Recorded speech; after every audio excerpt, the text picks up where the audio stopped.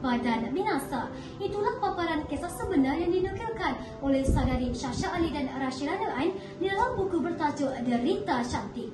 Kedua-dua pengkarya ini kerap kali menjadikan subjektif kisah sebenar sebagai motif tulisan mereka. Assalamualaikum dan salam sejahtera. Saya Nur Azwa Safrina Pwiti Zindri dari SMK Tun Seksyen Barabah ingin membicarakan buku terbitan Blank Book yang mengandungi 122 halaman yang dibahagikan kepada 11 bab.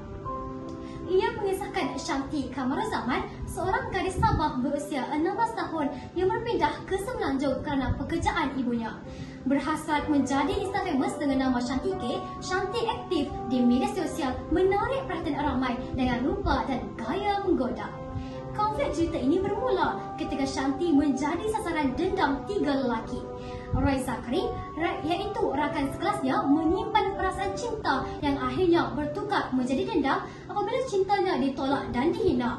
Dua lelaki lain, bekas rakan sekerja Shanti dan seorang juru foto popular turut berdendam selepas Shanti mendedahkan gangguan seksual mereka yang dilakukan kepada Shanti di media sosial. Kemuncak klimaks berlaku apabila Roy mengambil kesempatan berkomplot dengan mereka. Shanti dijemput kononnya untuk sesi fotografi, namun diserang, dipukul dan akhirnya dibunuh menggunakan cangkul. Akhir sekali ialah peleraian konflik. Dua pelaku utama dijatuhkan hukuman gantung, manakala Roy yang masih di bawah umur dihantar ke sekolah jubana dan dikenakan 7 sebatan. Antara mesej penting yang disampaikan kepada pembaca termasuklah bahaya media sosial, iaitu perkongsian peribadi boleh mengundang niat yang jahat. Disampaikan dalam bahasa yang mudah difahami, buku ini sesuai dibaca oleh golongan masyarakat berusia 12 tahun ke atas.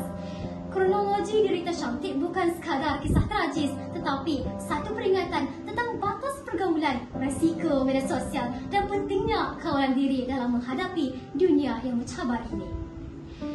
Segi bahagia tampalah indah, cantik berseri bunga-bungaan.